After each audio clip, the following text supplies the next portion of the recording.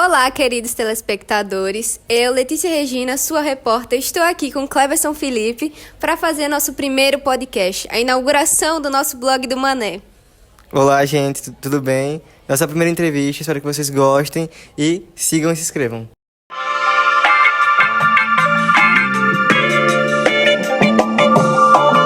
Bom, como todo mundo sabe, está tendo um mutuamento muito grande dessa questão da monitoria e tudo mais. Então, a gente quis trazer algumas pessoas importantes, como os nossos coordenadores de área, para falar um pouquinho sobre ela. A gente percebeu que a monitoria esse ano tem sido muito procurada, então a gente viu como importante a gente fazer essa entrevista para esclarecer alguns pontos e gerar burburinhos por aí, né? Pois é, né? Porque tá assim, ó. Bom, agora aqui com os mais gatos dessa escola, esses coordenadores de área, Júlio César e Denival. Boa tarde, gente. Meu nome é Júlio, né? Todo mundo conhece como Cezinha. Sou coordenador da área de linguagens e vou estar aqui com Letícia e com Cleberson para tentar esclarecer aí algumas dúvidas que vocês tenham aí com relação à monitoria. Olá, gente, Denival aqui, professor de matemática, representando a área de matemática aí, composta pelo professor Amintas e o professor Jackson, que também vão fazer parte dessa comissão. Bom, os senhores estão percebendo que esse ano está tendo uma coisa muito maior do que ano passado, pelo menos eu como aluna percebi, Cleberson também, meus colegas de classe. E eu queria saber como é que andam as expectativas para os novos monitores, se acham que vão ter alguns que vão se sobressair mais que os anteriores, ou vai continuar naquela, enfim. Esse ano, a minha impressão é que a gente teve um número bem parecido com o do ano passado, de monitores, né? Então, o número, assim, em tese, foi bem parecido, pelo menos na área de linguagem. A gente vai poder falar um pouco sobre a área de matemática, mas a procura foi bem parecida com o ano passado, né? Realmente, o número quase que se equivale, mas eu acho que as motivações elas melhoraram, né? Não só por uma questão da questão salarial, né? Porque tem uma bolsazinha para os alunos, mas também pelo papel importante que é o monitor dentro de uma sala de aula, né? Porque ela vai ajudar os seus colegas nas áreas que eles têm mais dificuldade, no caso de linguagens e no caso de matemática. Então eu acho que essa motivação parte da ideia de que o ano passado deu certo, e que os alunos gostaram do trabalho e que teve algum resultado. Então isso acabou, acho que, movimentando mais a escola e dando mais confiabilidade no trabalho. Então acho que isso é que está dando essa garantia de que vai ser mais uma vez um sucesso esse trabalho de monitoria. Bom, eu sei que Denival não é professor dos primeiros anos, mas eu acho que dá para ter uma noção conversando com os outros professores, né?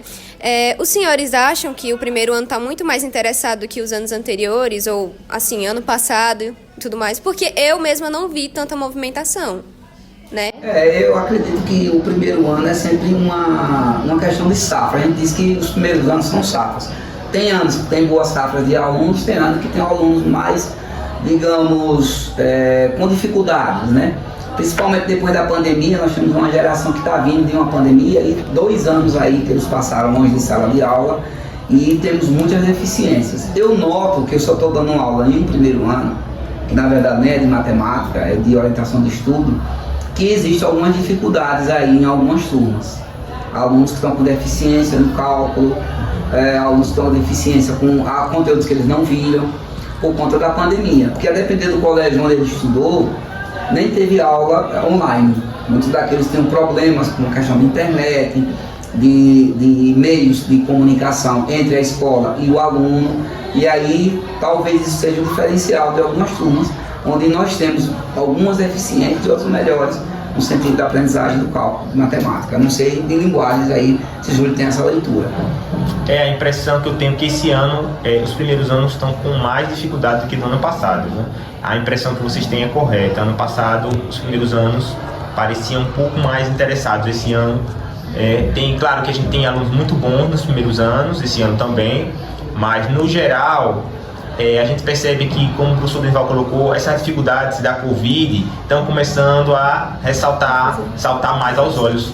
E esse ano, a impressão que eu tive até agora, pode ser que mude, é que os primeiros anos vão ter que suar a camisa bastante.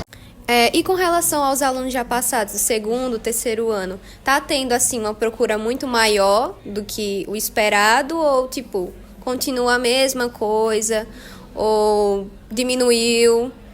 Porque, assim, a maioria tem aquele medo, né? Ah, fulano já foi monitor, então pra que eu vou tentar, né? Como eu disse, né? A procura, segundos e terceiros anos, pelo menos em linguagens, mantém a média, tá na média do ano passado. O que tem de diferença esse ano é o seguinte, porque a gente está fazendo a seleção por turma, né? Então aí a gente consegue ver nas turmas quantas pessoas estão interessadas em fazer monitoria por turma, né? Então aí isso acaba dando a impressão que é um número menor, porque você tem 2 interessados na turma, 3, mas no geral o quantitativo está bem parecido com o ano passado. Com relação a esse medo que os alunos têm, eu acredito que não devia existir isso, né? Porque a gente sabe que o processo seletivo ele tem várias etapas, né, Genival? Uma delas é a entrevista e não é o fato de o aluno ter sido monitor no ano passado que vai garantir a vaga para ele esse ano. Inclusive, muito pelo contrário, se ele tem uma experiência ruim como monitor no ano passado, provavelmente esse ano na entrevista ele vai perder pontos porque o perfil dele às vezes não corresponde, né? Outra coisa que o pessoal acha que eu não tenho certificado, eu não tenho nota, mas eles têm que entender que é uma soma de fatores. Então, às vezes tem que ter perfil também, porque o aluno monitor, ele tem que ter um perfil para ajudar os colegas.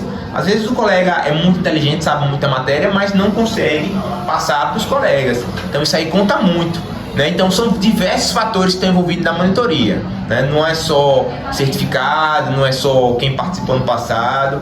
Então a recomendação que a gente tem é que aqueles que têm interesse e que têm principalmente tempo e organização, porque isso sim é fundamental, né? Que se inscrevam, com certeza, porque vão ter chance sim.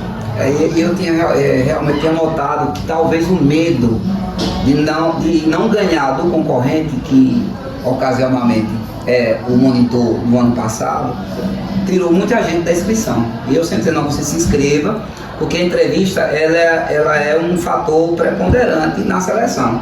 Porque quem já foi monitor, talvez o peso da entrevista seja maior nas perguntas, na questão dos resultados que eles obtiveram, porque é como o Júlio diz, o aluno às vezes é muito bom em matemática, muito bom em linguagens, mas ele tem dificuldade ao transmitir, até mesmo a questão da comunicação, e isso acaba fazendo com que ele perca muito na hora da entrevista, porque a gente vai perguntar como foi esse relacionamento, como foi essa maneira dele proceder, a dificuldade que ele teve.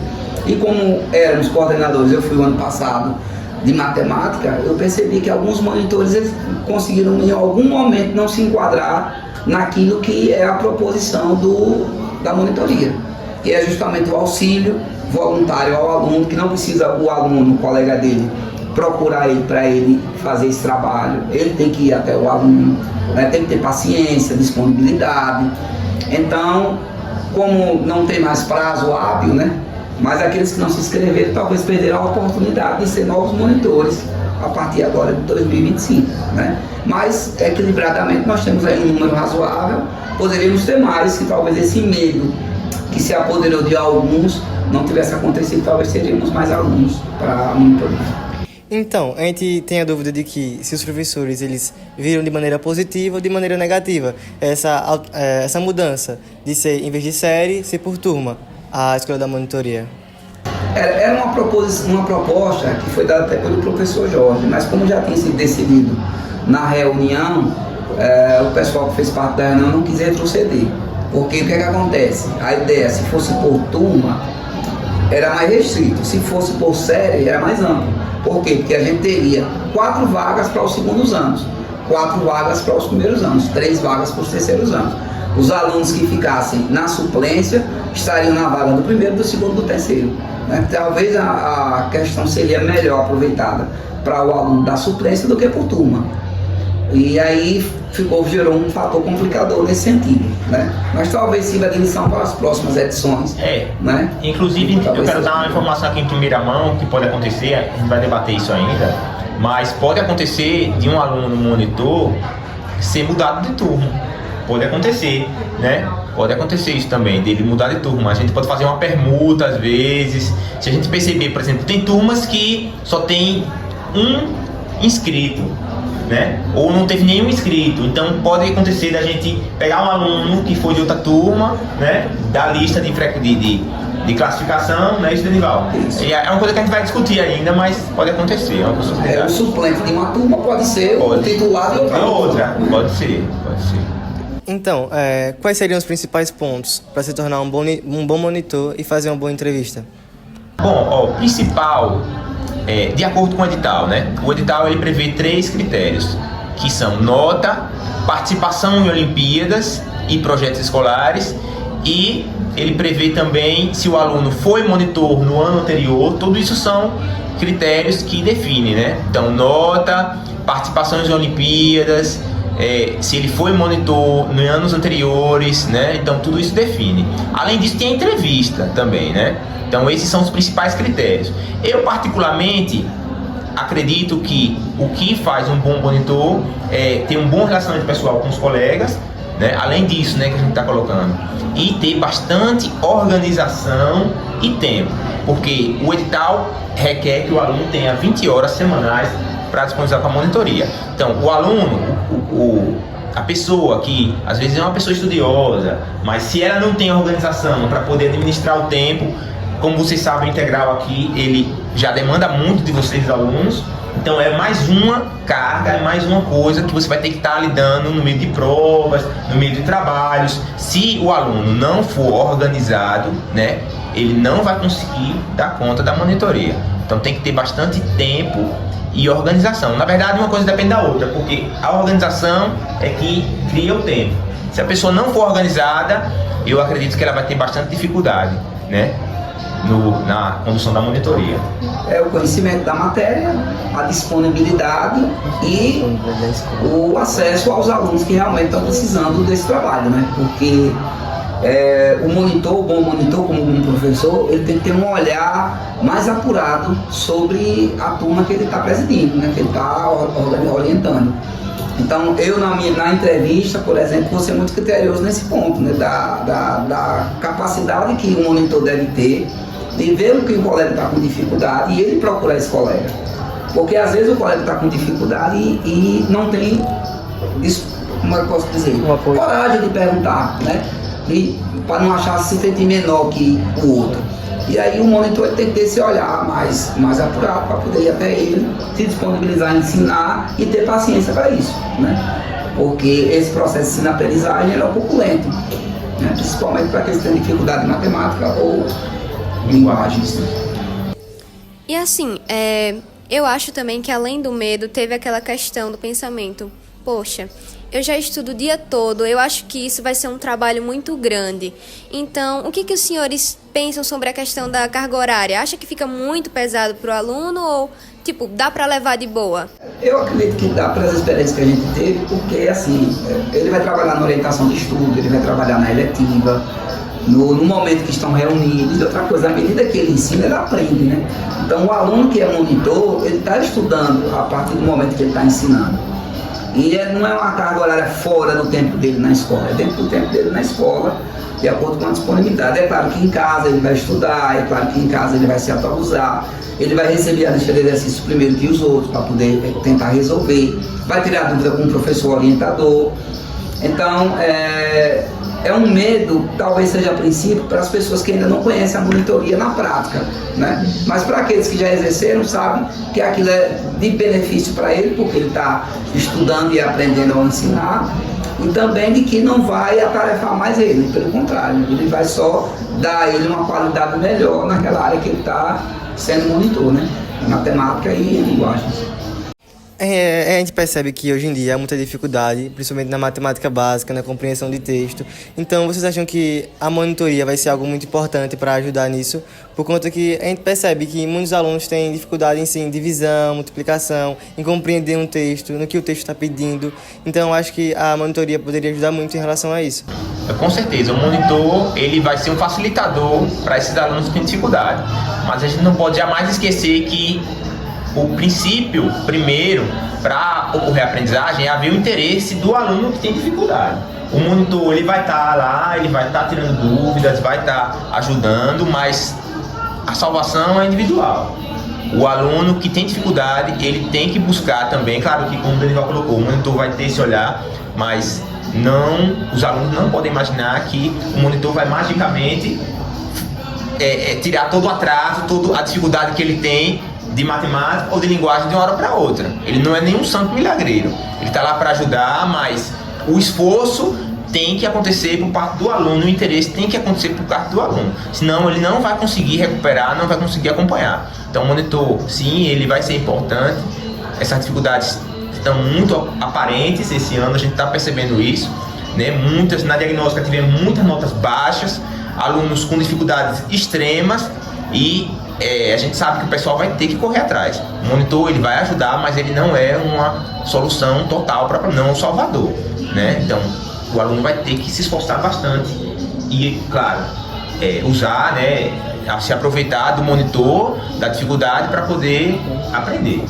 A gente sabe que a questão da linguagem e da matemática é o que mais pesa no contexto geral, né? Só que eu acho que humanas e natureza também deveriam ser priorizados em questão de monitoria, e eu sei também que a escola não tem nenhuma culpa disso. Mas, porém, os senhores também acham que seria importante ter a das outras áreas, ou que a escola... Não a escola, quer dizer, os alunos conseguem sozinhos, levar? Só completando, inclusive a gente vai ter uma ajuda na parte de recomposição do pessoal da área de natureza, né? Porque assim, matemática ele é base para as outras disciplinas de ciência, né? É base para física, para química, para biologia. Já português, que é a área básica, é base para as disciplinas de linguagens. Partindo desse pressuposto, quando a gente começa a trabalhar matemática e trabalhar linguagens, automaticamente se ajuda nas outras disciplinas. É claro que, se tivesse uma monitoria também para ciências, para humanas, ajudaria mais ainda. Mas só quando o edital abriu, ele abriu nessas duas áreas unicamente. Caso essas áreas não fossem atendidas pela vontade dos professores de ambas as áreas, talvez pudesse ir atrás de outras áreas, né? Mas eu acho que já existe dentro da área de matemática e natureza uma base para as outras áreas que pode ajudar. Seria melhor se todas as áreas tivessem, né? A gente sabe que o aluno que ele estiver bem em matemática, ele dificilmente vai ter dificuldade de natureza, né? A gente sabe que o aluno que ele tem uma boa base em matemática, um bom pensamento matemático, conseguiu desenvolver muito bem a matemática, né, Danival? Ele dificilmente vai ter dificuldade em natureza. O que a gente observa é que os alunos que têm dificuldade em natureza e têm dificuldade em humanas, eles têm dificuldade respectivamente em matemática e têm dificuldade respectivamente em português. Então, eu concordo com o Danival, concordo com a Letícia, que seria interessante que tivesse também essas monitorias, mas a gente tem que observar também que tem essa questão também, né? Que o aluno que tem um bom pensamento matemático, ele dificilmente vai ter dificuldade na natureza, e assim vale para linguagens humanas.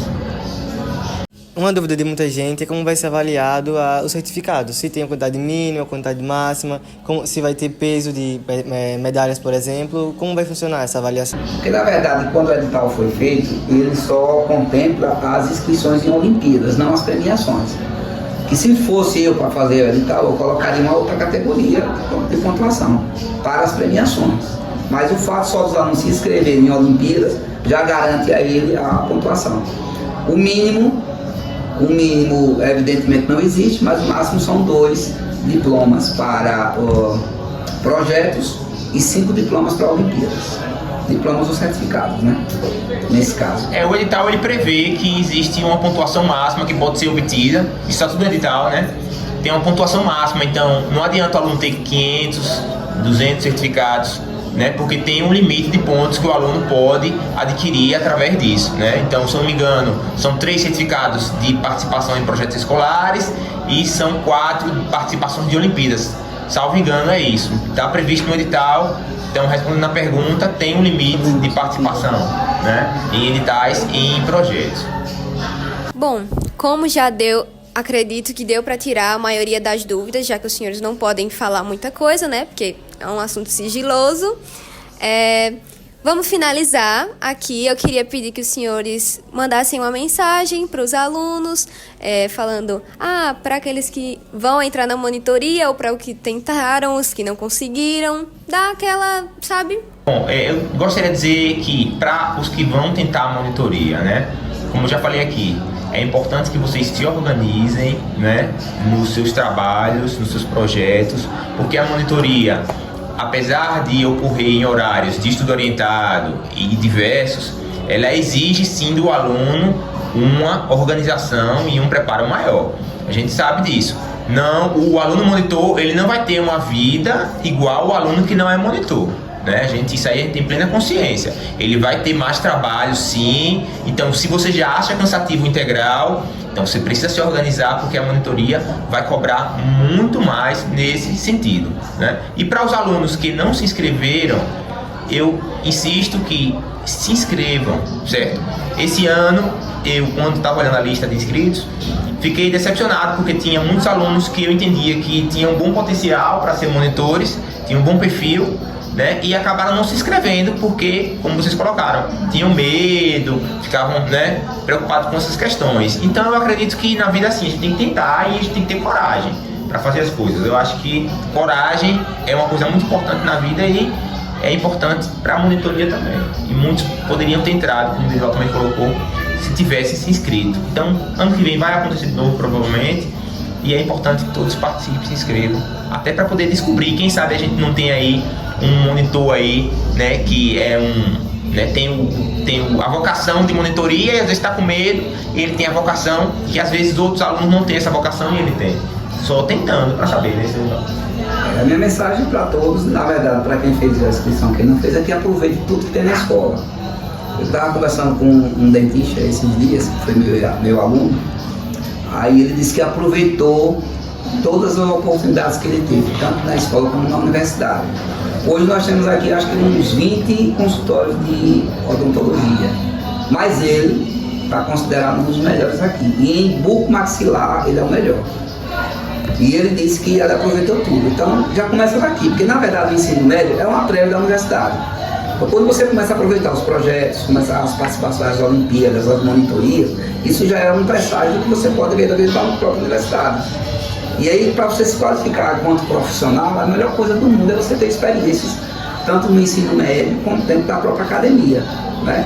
Então, isso é uma coisa que você tem que levar para a vida. Teve oportunidade, eu tenho condição de assumir aquele trabalho. Vai me dar trabalho? Vai. Vou ter responsabilidade? Vou. Mas é aquela história, a responsabilidade, evidentemente, vai demandar experiências.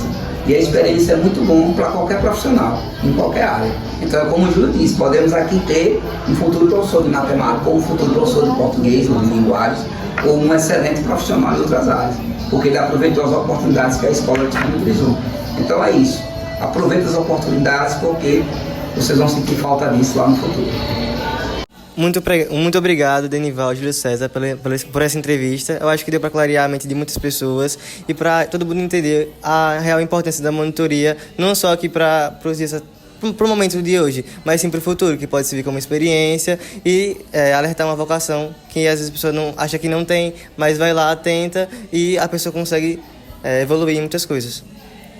E, aliás, obrigada por se disporem a ser os primeiros entrevistados do nosso blog. Isso ajuda muito a gente, é uma forma de apoio para o projeto, né? A gente fica muito feliz com a aceitação de vocês por terem participado. Muito obrigada e é isso. Um beijinho para vocês. Tchau!